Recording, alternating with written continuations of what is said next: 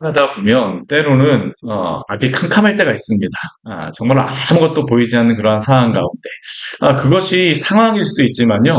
사람 때문에 그럴 수도 있습니다. 우리가 성경 말씀을 보게 되면 그러한 경우들이 왕왕 일어나거나 너무나도 억울한 일을 당하는 그러한 경우들도 있고 너무나도 어려운 가운데 있는 경우도 있습니다. 오늘 그 시편 1절 말씀을 보게 되면요. 시작을 이렇게 시작하고 있습니다. 우리 같이 한번 1절 같이 한번 해볼까요? 여호와여 어찌하여 멀리 서시며 어찌하여 환난 때에 숨으시나이까.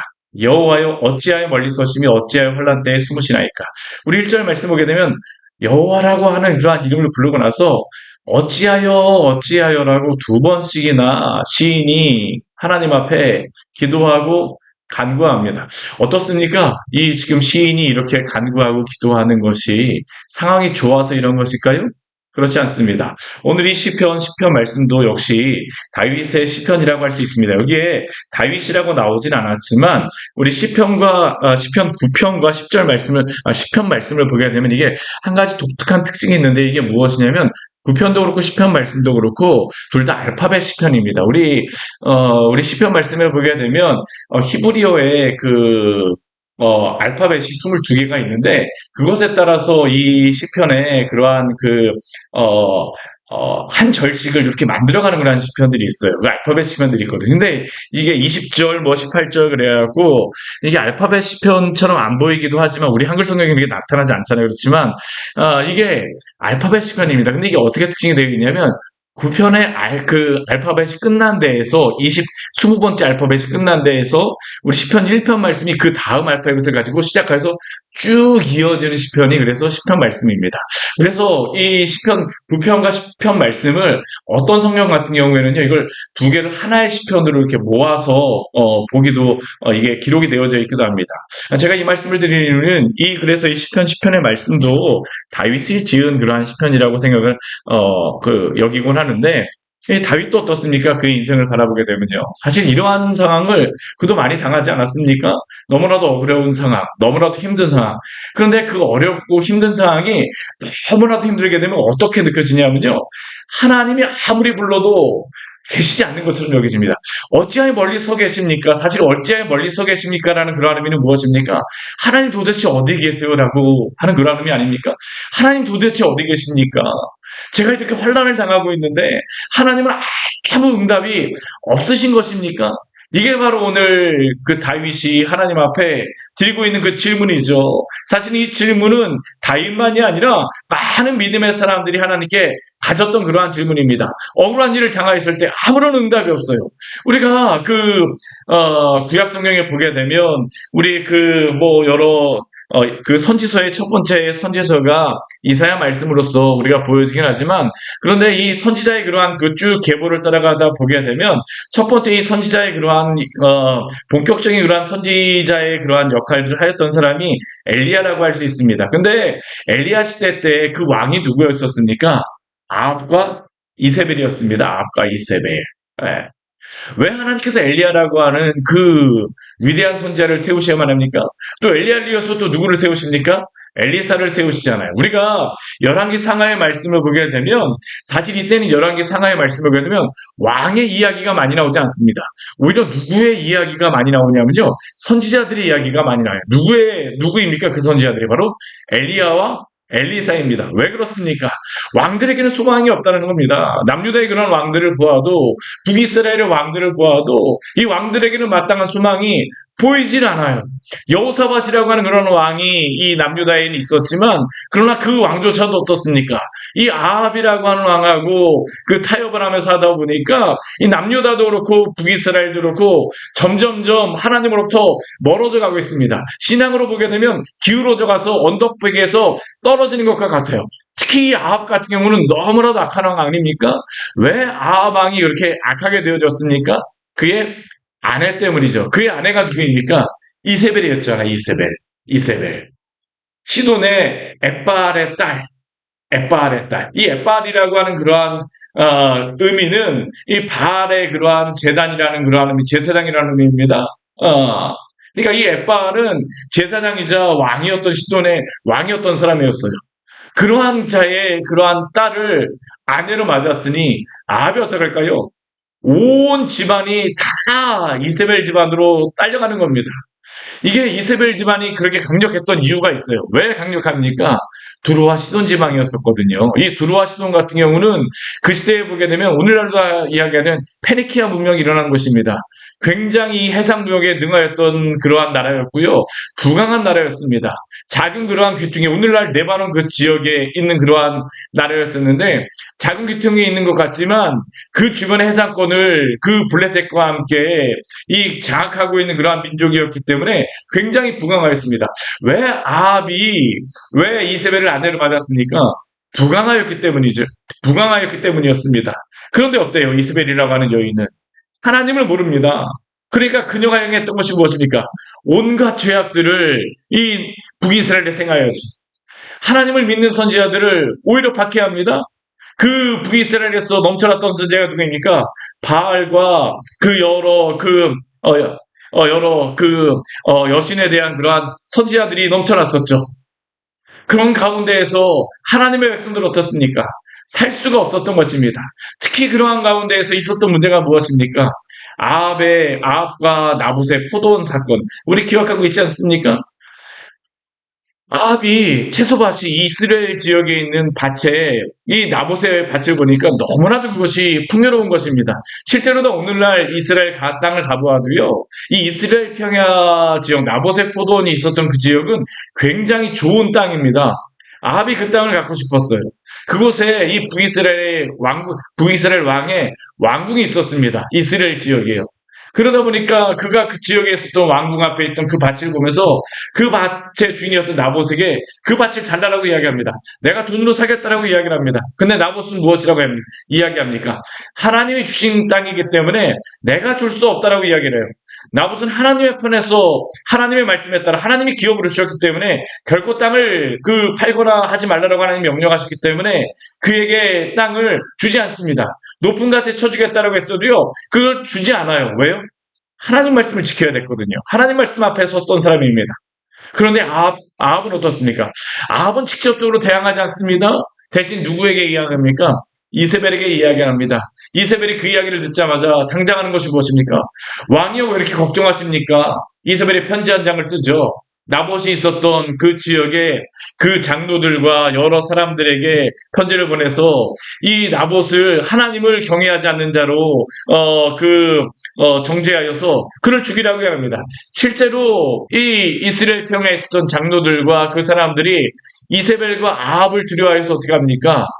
나봇을 데려다가 하나님께 범죄하고 아합 왕에게 범죄하였다는 죄목으로 돌로 쳐서 죽이게 되어집니다. 그리고 그 땅은 누구의 땅이 되어집니까? 아합의 땅이 되어지죠. 우리 제가 이 말씀을 드리지만 사실 이러한 일을 당하였다고 한번 생각해 보십시오. 얼마나 억울할까요? 밤잠을 이룰 수가 없죠. 그러한 하나님의 말씀을 지키기 위하여서 나봇은 그 왕의 제안을 거절했는데, 그 포악한 왕의 제안을 거절하였는데 그 결과는 무엇이었습니까? 나봇의 죽음이며 그 가족은 그 한순간에 그 기업을 잃어버린 것입니다. 그러한 일을 당할 때에 질문할 수밖에 없죠. 하나님 도대체 어디 계신 것입니까? 어디 계신 것입니까? 다윗도 그랬던 것 아닙니까? 자신이 하였던 것은 사울에게 충성하였던 것이고 골리앗을 물리쳤던 것인데 그 일 때문에 10년이 넘게 사울에게 쫓겨다닙니다. 어찌하여 멀리 서시며 환난 때에 숨으시나이까? 그러한 일들을 행하는 그러한 아합이라든가 그런 악을 행하는 그러한 사람들의 특징이 무엇입니까? 오늘 2절부터 그 뒤에 말씀에 12절까지의 말씀을 보게 되면 이 악한 자들, 악인의 그러한 특징에 대해서 두 가지를 우리에게 얘기합니다. 첫 번째는 무엇이냐면요, 교만함에 대하여서 이야기합니다. 오늘 2절 말씀 우리 같이 한번 읽어볼까요? 악한 자가 교만하여 가련한 자를 심히 압박하오니 그들이 자기가 베푼 기에 빠지게 하소서. 악인들의 특징이 무엇입니까? 교만하다라는 겁니다.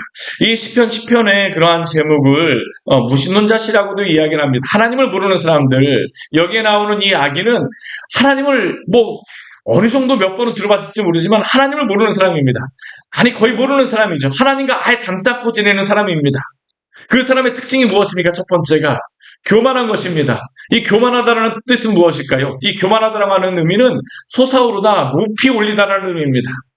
자신이 하나님 없이 자신만을 높이는 게 바로 이 교만입니다. 아무것도 없음에도 불구하고 풍선과 같이 그냥 크게만 만드는 것. 바로 이 악인들의 특징이죠. 그런데 이 악인들은 자신을 높이기 위해서 행하는 일이 무엇일까요? 가련한 자를 심히 압박합니다. 내가 높아지기 위해서 다른 사람들을 밟고 올라가는 것이죠. 내가 높아지기 위해서는 수단과 방법을 가리지를 않습니다. 이 교만한 자들, 그들의 그 특징이 무엇일까요? 3절 말씀을 보게 되면 욕심과 탐욕이라고 이야기를 합니다. 악인은 그의 마음에 욕심을 자랑하며 탐욕을 부리는 자라고 이야기를 하고 있죠. 이 교만한 자들은 자신의 욕심을 자랑합니다. 탐욕을 자랑해요. 내가 이만큼 성공하였다. 내가 이렇게 하여서 잘 되었다. 사실 오늘날 현대 시대가 바로 이 탐욕의 시대 아닙니까? 사실 우리가 그 자본주의라고 하는 경제 체제 자체가 이 아담 스미스라고 하는 사람에게서 시작되었는데, 아담 스미스가 국부론이라는 것을 주장했잖아요. 보이지 않는 손. 그 보이지 않는 손의 그 핵심이 무엇입니까? 인간의 욕심이죠. 인간이 욕심대로 살아가게 되면 부강하게 되어진다는 겁니다. 그래서 그런가 오늘날 이 시대는 어떻습니까? 인간이 살아가는 이 시대, 악인들의 그 특징이죠. 욕심을 부려서 잘 되게 되면요, 그것이 좋다라는 겁니다. 수단과 방법을 가리지 않아도 잘 되기만 하면, 욕심을 부려서 잘 되기만 하면 그것이 성공하였다라고 하죠. 그래서 오늘날 이 시대에도 그렇고 악인들은 어떻습니까? 욕심을 자랑합니다. 욕심을 권장합니다. 탐욕을 부리기를 자랑하죠. 제가 요즘에 참 안타까운 것 중에 한 가지가 뭐냐면, 나라에서 요즘에 뭐 부동산 어디 오른다라고 하게 되면요, 이 부동산 그 오르는 지역에 대해서 그것을 오르지 못하기 위해서 법으로다 어떤 지역을 오르지 못하도록 이렇게 법을 정합니다. 근데 그 다음날 뉴스에 보면 항상 나오는 것이 있습니다. 뭐 요즘에도 보게 되면 동탄 지역이 오른다라고 하니까 동탄 지역을 규제 지역으로 정하였습니다. 근데 그 다음날 뉴스가 뜨더라고요. 동탄에 규제가 되어지니까 병점이라든가 기흥 쪽이 오르고 있다. 참, 이게 그 뉴스를 어떻게 그 사람들이 그걸 하겠습니까? 그 일을 행하고 있는 것이죠. 탐욕을 조장합니다. 그것을 나타내는 것이 무엇입니까? 거기 가서 땅 투기하라는 거죠. 욕심을 그냥 드러내는 겁니다. 왜요? 그렇게 성공해갖고 잘 되게 되면 그게 미덕이 되어지는 시대입니다. 그런데 그 욕심을 자랑하며 탐욕을 부려서 잘 되는 그러한 것을 추구하는 것, 다른 사람은 아무도 없고 교만하여서 그러한 것들을 추구하고자 하는 그 본질적인 이유는 무엇입니까? 오늘 3절 뒤에 말씀을 보게 되면요, 이 악인들, 이 교만한 자들, 욕심을 자랑하며 탐욕을 부리는 자, 이 사람들은 어떠한 사람이라고 하냐면, 우리 3절 뒤에 후반절 말씀 볼까요? 여호와를 배반하여 멸시한다라고 이야기를 합니다. 우리 로마서 말씀에 보게 되면 죄에 대해서 우리 로마서 우리 1장부터 우리 3장 우리 20절까지 보게 되면 죄에 대해서 그 말씀하고 있는데, 그 죄에 대해서 이야기할 때 그 죄의 두 가지 모습이 있습니다. 첫 번째는 그 죄의 두 가지가 있는데, 첫 번째는 어떤 죄냐면 불경건의 죄입니다. 그리고 그 불경건의 죄와 함께 또 한 가지 무엇이냐면 불의의 죄입니다. 불의의 죄는 무엇입니까? 의로움이 없는 것입니다. 악을 행하는 것이에요. 지금 여기 있는 것과 같이 욕심을 자랑하며 탐욕을 자랑하여서 거짓을 행하고 간음을 행하고 우리 10계명의 5계명 이후에 있는 그러한 모든 불의한 일을 행하는 것이 바로 이 불의의 죄입니다. 근데 그 불의의 죄가 일어나는 이유가 무엇인지 아십니까? 불경건 때문입니다. 이 불경건의 죄는 무엇일까요? 하나님을 경외하지 않는 것입니다. 오늘 이 악인들의 특징, 교만하여서 욕심을 자랑하며 탐욕을 부린다라고 하는데, 그들이 왜 그렇겠습니까? 하나님을 알지 못하기 때문이라는 겁니다. 오늘 다윗이 그렇습니다. 그들이 그렇게 죄를 범하는 불의를 행하는 이유가 무엇일까요? 그 하나님 자를 압박하며 고면한 이유가 무엇입니까? 하나님을 모르기 때문입니다. 하나님을 배반하였을 뿐만 아니라 그들은 어떻습니까? 하나님을 멸시하죠. 하나님을 안다라고 하면서도요, 지식적으로만 알고 하나님을 모르는 사람들은 어떤 사람들입니까? 이러한 특징이 있는 사람들입니다. 여호와를 배반하며 멸시하는 사람. 그들은 무엇이라고 이야기합니까? 오늘 4절 말씀을 보게 되면 이게 무신론자시라고 하는 이유가 있습니다. 우리 로마서 말씀에도 이러한 말씀을 인용하고 있죠. 우리 4절 말씀 같이 한번 읽을까요? 악인은 그의 교만한 얼굴로 말하기를 여호와께서 이를 감찰하지 아니하신다 하며 그의 모든 사상에 하나님이 없다 하나이다. 우리 로마서 우리 3장 말씀에 보면 이게 나오잖아요. 교만한 얼굴로 어떻게 합니까? 나만 있다라고 이야기하죠. 천상천하, 유아독존. 이 세상 위에 나만 있다. 교만한 얼굴로 말합니다. 여호와께서는 감찰하지 않으신다. 보시지 않는다는 겁니다. 이게 보시지 않는다라고 하지만 사실 하나님이 인정하여서 그렇습니까? 아닙니다. 하나님이 인정하지는 않습니다. 그의 모든 사상에 하나님이 없다라고 이야기를 하죠. 어떤 사람들이 이것을 실천적인 무신론이라고 이야기합니다. 하나님을 안다 할지라도요, 하나님을 멸시하며 하나님을 감찰하지 않는다라고 하는 사람들은 사실 무신론자라는 겁니다. 여호와께서를 감찰하지 아니하신다. 그의 모든 사상에 하나님이 없다. 그의 삶은 어떻습니까? 스스로 보기에 언제든지 견고한 것처럼 보입니다. 탐욕을 부려서 부강하고 잘 되는 것처럼 보입니다. 그러니까 어떻습니까? 세상의 사람들, 야, 저 사람은 어떻게 성공하였을까? 스스로도 이야기합니다. 누구도 내 자리를 빼앗을 수 없어. 언제든지 견고한 것처럼 보이며 주의 심판조차도 그에게 미치지 못하는 것처럼 보입니다. 그는 모든 대적조차도 멸시합니다. 대적조차도 깔보고 있죠. 교만하기 때문에 일어나는 일입니다. 6절 말씀에 보게는 그런 마음에 무엇이라고 합니까? 나는 흔들리지 아니하며 대대로 환난을 당하지 아니하리라. 교만하여서 이 탐욕과 욕심을 통하여서 자신이 높아진 사람들 부만 있겠습니까?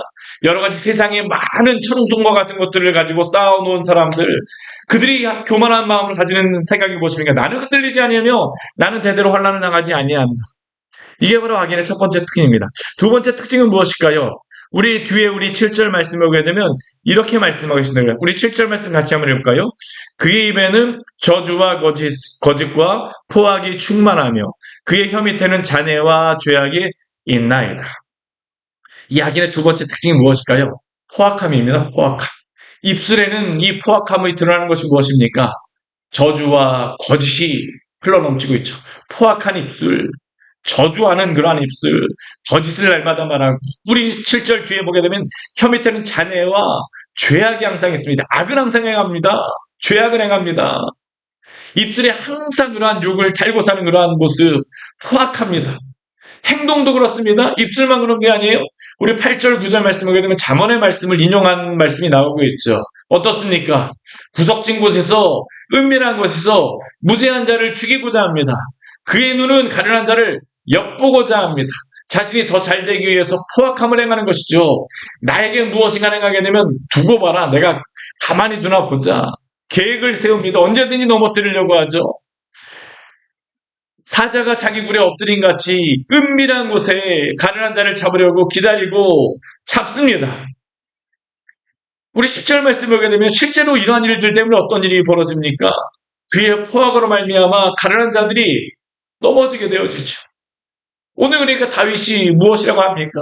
이런 일을 당하게 되면 하나님, 여호와여, 도대체 어찌하여 멀리 서시며 어찌하여 환난 때 숨으시나이까라고 질문하고 있는 겁니다. 오늘날 이 시대도 그렇지 않습니까?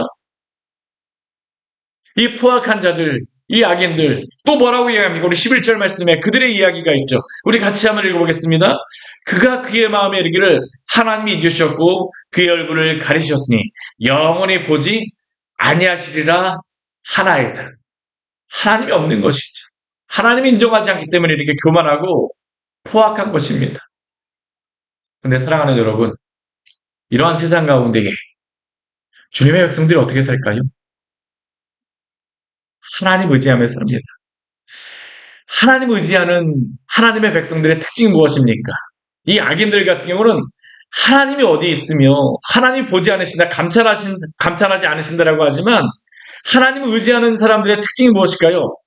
하나님이 오늘도 계셔서 오늘도 나를 보시고 또한 오늘도 감찰하신다라고 하는 그 하나님 앞에서의 그러한 그 사상이 있죠.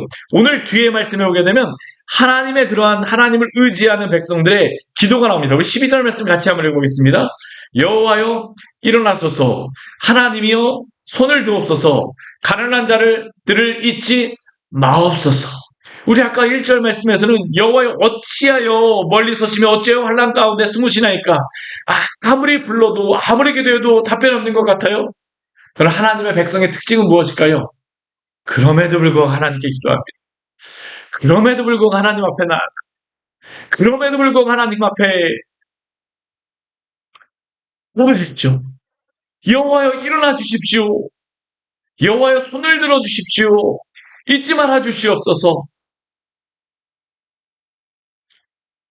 그럼에도 불구하고는 어떻습니까?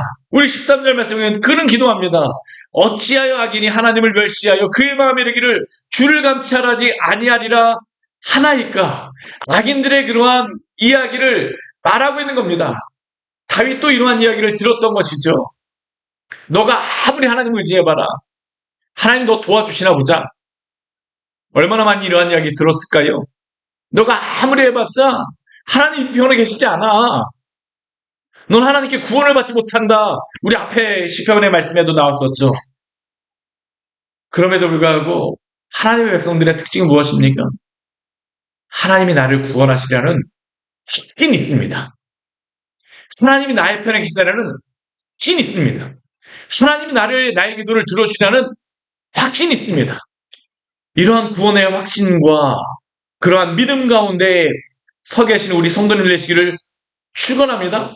오늘 다윗이 가진 믿음이 바로 이 믿음입니다. 오늘 14절 말씀을 보게 되면 이렇게 다윗이 기도하죠. 주께서는 보셨나이다. 주는 재앙과 원한을 감찰하십나이다. 주의 손으로 갚으려 하시오니. 사실 눈에는 보이지 않지만 다윗은 그것을 보고 있는 겁니다. 보셨고 감찰하셨고 갚으려 하신다는 겁니다. 이미 다윗은 그것을 하나님이 하시고 계시다는 것을 확신하고 있죠. 이게 바로 믿음의 성도들에게 필요한 확신과 믿음 아닙니까? 우리 로마서 말씀해 보게 되면요. 우리 7장 말씀해 보게 되면 오라 나는 권고한 사람이다. 이 사망의 몸에서 어찌 누가 나를 건져내랴. 근데 8장 말씀해 보게 되면 8장의 내용이 무엇입니까? 구원의 확신에 대한 내용입니다. 나를 구원하신 하나님께서 나를 가만히 두지 않으신다는 그러한 믿음이죠. 하나님의 주권과 섭리에 따라서 나를 붙잡아 주신다는 말씀이 그러한 확신입니다. 오늘 말씀도 그렇습니다. 다윗은 하나님 앞에 기도하는 겁니다. 비록 당장은 보이지 않는 것 같지만 하나님은 오늘도 살아계셔서 이 상황을 보셨습니다. 감찰하셨습니다. 갚으려 하시나이다. 그러니까 의로운 자는 어떻습니까? 주를 의지하고. 오늘 14절 우리 뒤에 말씀을 보게 되면요. 저는 참 오늘 이 말씀에서 이게 은혜가 되어집니다. 우리 뒤에 후반절 말씀 같이 한번 볼까요? 14절 후반절 말씀 볼까요? 주는 벌써부터 고아를 도우시는 이신이다. 사랑하는 여러분, 우리 하나님은 벌써부터 고아를 도우시는 하나님이심을 믿으시기를 바랍니다.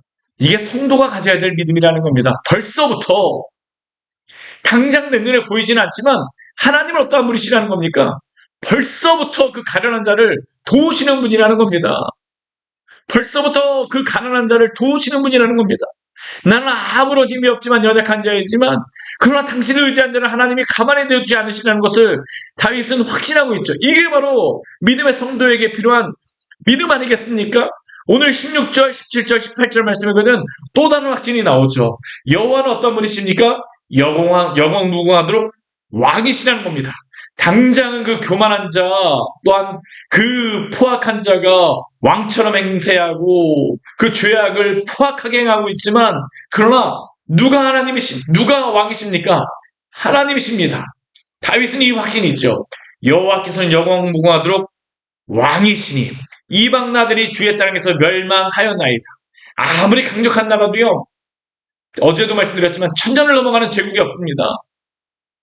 하나님이 왕이시라는 증거죠. 역사를 통하여 증명되어진 것입니다. 하나님 어떠한 분이십니까? 17절 말씀을 보게 되면 주는 겸손한 자의 소원을 이미 들으신 분이십니다. 그들의 마음을 준비시키시고 귀를 기울여 주십시오라고 다윗은 그래서 기도하고 있죠. 18절 우리 같이 읽겠습니다. 고아와 압제당하는 자를 위하여 심판하사 세상에 속한 자가 다시는 위협하지 못하게 하시리이다. 확신하고 있습니다. 사랑하는 여러분, 오늘도 하나님께서는 살아계셔서 당신의 주권과 뜻에 따라 이 세상 가운데서 악한 자를 심판하시며 또한 하나님의 그 공의와 또한 뜻을 드러내심을 믿으시기를 바랍니다. 성도가 가지는 믿음은 하나님을 향한 믿음입니다. 나 자신을 바라보게 되면요. 나를 묵상하게 되면 답이 없습니다. 나는 왜 이것도 없고요. 저것도 없고요. 그러나 이 역사를 주관하시는 분이 누구십니까? 하나님이십니다. 하나님 어떤 분이실까요? 당신의 영광이 결코 땅바닥에 떨어지도록 내버려 두진 않으세요. 하나님은 당신의 영광을 스스로가 나타내시는 분이 바로 하나님이십니다. 오늘도 이 믿음 가운데에 하나님 의지하심으로 담대하시기를 축원합니다. 같이 기도하도록 하겠습니다. 하나님 아버지, 오늘 말씀을 통해서 우리에게 귀한 은혜를 주시니 감사를 드립니다. 우리의 주가 되어시고 왕이 되어시는 주님께서 때로는 어찌하여 우리의 눈에, 우리의 귀에 들리지 않고 하나님 보이지 않는 것 같지만, 그러나 다윗이 하나님 아버지 이렇게 확신을 가지고 기도하였던 것 같이, 또 그 하나님이 또한 다윗의 인생 가운데 함께 하셔서 이러한 믿음을 주셨던 것 같이, 하나님 당신의 백성들에게 믿음을 더하여 주시고, 이 구원의 확신과 하나님 아버지 정말로 믿음을 가지고 주 앞에 담대하게 기도하며 끝까지 의지하는 주의 성도들 될 수 있도록 주여 함께하여 주시옵소서. 주께서 우리의 삶의 주인이십니다. 예수님 이름으로 기도드립니다. 아멘. 오늘 말씀 같이 기억하시면서 기도하며 나아가도록 하겠습니다.